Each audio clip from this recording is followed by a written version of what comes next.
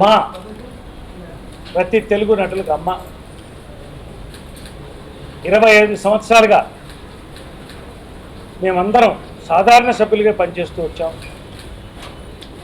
ఒక్క టర్ము నేను రమ్మంటే జాయింట్ సెక్రటరీగా వచ్చాను, వెల్ఫేర్ కమిటీ చైర్మన్గా చేశాను. ప్రెస్ మీట్లో క్లియర్గా మిగతావన్నీ మాట్లాడతాం. It is not the time to talk much. ఇప్పుడు విషయం మాత్రం చెప్తాం, ఒకటే విషయం. మిగతా అన్ని ప్రెస్ మీట్ త్వరలో పెడతాం, క్లియర్గా మాట్లాడతాం.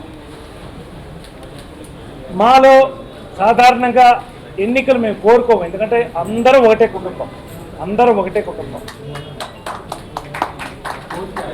గతంలో 1-2 సార్లు ఎన్నికలు జరిగాయి, ఎందుకంటే భారతదేశం అతిపెద్ద ప్రజాస్వామ్యం కాబట్టి ప్రజాస్వామ్యబద్ధంగా ఆలోచనలు వేరైనప్పుడు ప్రజల మెంబర్స్ల అభిప్రాయం పట్టి ఎవరు ఉండాలనేది నిర్ణయించుకోండి. గత టర్ము రాజేంద్ర ప్రసాద్, శివాజీ రాజా, నేను ఉండగా శివాజీ రాజా ప్రపోజ్ చేసి అందరూ ఒక్కొక్క టర్మ్ ఉంటే బాగుంటుందంటే నా మిత్రుడు రాజేంద్ర ప్రసాద్ చాలా గౌరవంగా, చాలా హుందాగా ఒక టర్మ్ చేసి తప్పుకోవడం జరిగింది. నన్ను ఉండమంటే శివాజీ రాజా కూడా కాదు, నువ్వు చెయ్యి, నీకు ఇంట్రెస్ట్ ఉంది, బాగా చెయ్యాలని నేను కూడా చెప్పి అబ్జెక్షన్ చేయడం జరిగింది. ఇప్పుడు 3వ టర్ము వచ్చినప్పుడు నేను రాజీనామా చేద్దాం అనుకున్నాను. అక్కర్లేదు, ఇక చాలు, నాకున్న బిజీలో నేను చేసుకుంటూ పోదామని. ఒక టర్ము ఒకళ్ళు చేయాలనేది క్లియర్గా పరచూరి గోపాలకృష్ణ గారు, వెంకటేశ్వర గారు అందరూ ఉండగా శివాజీ రాజా, రాజేంద్ర ప్రసాద్, నేను అందరూ తీసుకున్నాను. మళ్ళీ ఒకసారి శివాజీ రాజా గారు పోటీ చేయాలన్నారు.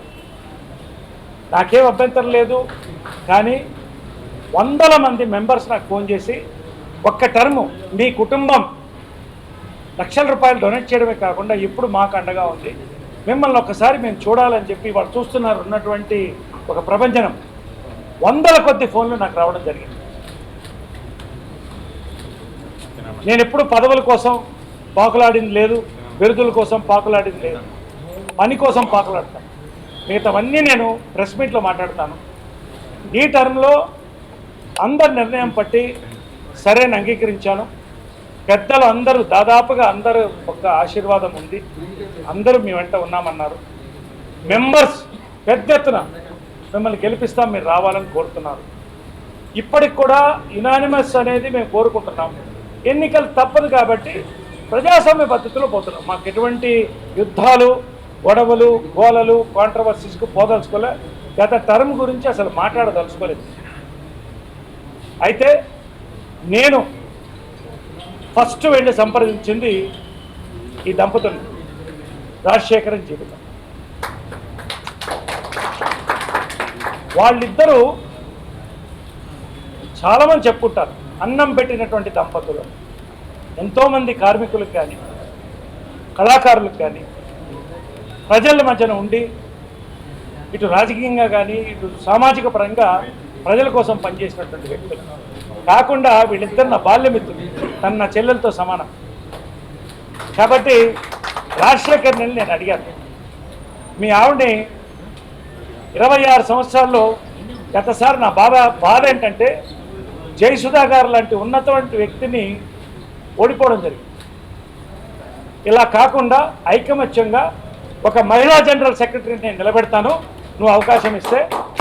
ఇది రికార్డ్ మెజారిటీతో గెలిపించుకుంటాం. తనకు ఉన్నటువంటి నాయకత్వం కానీ, లక్షణాలు కానీ, తనకు ఉన్నటువంటి ప్రజల సత్సంబంధాలు కానీ ఖచ్చితంగా గెలిపించుకుంటాను, నాకు అవకాశం ఇవ్వని చెప్పినప్పుడు రాజశేఖర్ మనస్ఫూర్తిగా తప్పకుండా నేను దీనికి అంగీకరిస్తానని చెప్పడం, వాళ్ళిద్దరికీ థ్యాంక్స్ చెప్తున్నాను. జీవిత జనరల్ సెక్రటరీగా ఒక చరిత్ర సృష్టించబోతున్నాం. నాన్ కాంట్రవర్షియల్ టర్మ్గా మేము చేయబోతున్నాం. రెండోది, అందరూ వచ్చి నాకేం చెప్పారంటే ఇది బాగుందండి, కానీ మీ ఇద్దరిని చూస్తే కృష్ణార్జునులాగా ఉంటారు, ఆయన కూడా వస్తే బాగుంటుంది, మీ ముగ్గురు కలిస్తే త్రిమూర్తులు అద్భుతంగా చేస్తారని మా నమ్మకం, మంచి ప్యానల్ని తీసుకుంటారని నమ్మకం అని రాజశేఖర్ని ఎగ్జిక్యూటివ్ వైస్ ప్రెసిడెంట్గా నువ్వు ఉండాలి రాజశేఖర్ని అడిగితే నా మీద ఉన్న ప్రేమతో ఒకటే చెప్పాడు, నాకు ఇండస్ట్రీలో ఉన్న బెస్ట్ మిత్రుడు నువ్వు, ఒక మంచి పని కోసం దిగావు, ఎటువంటి రాజకీయం ఎటువంటి కాంట్రవర్సీ లేకుండా చేద్దామంటే, సేవలో ఉంటామంటే మనం చేద్దాం అని చెప్పి రాజశేఖర్ నాకు ఇవ్వడం అనేది రాజశేఖర్కి ధన్యవాదాలు. కృష్ణార్జున ఐక్యత, కృష్ణార్జున ఐక్యత, కృష్ణార్జున ఐక్యత, రాజశేఖర్ ఐక్యత. తర్వాత వైస్ ప్రెసిడెంట్గా ఇవన్నీ కూడా మొత్తం డిక్లేర్ చేస్తాం మేము. ఒక ప్రెస్ మీట్ పెట్టి మొత్తం ఒక అద్భుతమైన మేనిఫెస్టో, అది ఇప్పుడు మేము రిలీజ్ చేయడం, దానికి సపరేట్గా పెట్టి ఇంతవరకు చరిత్రలో లేనటువంటి మేనిఫెస్టోని మా ప్యానల్ రిలీజ్ చేస్తాం. గర్వంగా చెప్తాం, ప్రతి మహిళకి, ప్రతి వృద్ధుడికి, ప్రతి యువకుడు అవకాశం, ప్రతి మహిళకి భద్రత, ప్రతి సీనియర్ సిటిజన్కి ఒక అండ ఈ మేనిఫెస్టో ఉంటుందని చెప్పి మిగతావన్నీ నేను మాట్లాడతాను. తర్వాత కోటా శంకర్రావు గారిని, చాలా నమ్మకమైనటువంటి వ్యక్తి కోటా గారి కుటుంబం, ఆయన సోదరుడు, మంచి ఆయనకంటూ ఒక ఐడెంటిటీ. ఆయన్ని కూడా నేను ఒక కోరిక కోరడం జరిగింది, కోటా గారు ఉంటే బాగుండేది, మీ ఇద్దరిలో ఎవరన్నా ఒకళ్ళు మీరు ఉంటారా కోశాధికారిగా అనేది కీలకమైన అంశం. ఇంతకుముందు చాలా టర్మ్స్ ఒకళ్ళే చేయడం జరిగింది, ఒక టర్మ్ మీరు యంగ్స్టర్గా ఉండి నీతి నియమాలతో మనం ట్రాన్స్పరెన్సీతో చేద్దాం, మీరు ఉండండి. నేను కోటా శంకర్రావు గారిని కూడా అడగడం జరిగింది. ఆయన కోటా శంకర్రావు గారు స్టేట్ బ్యాంక్ ఆఫీసర్ అండి, is a state bank officer. ఆ హోదాలో కూడా ఆయనకు అనుభవం ఉంది, మంచి వ్యక్తి.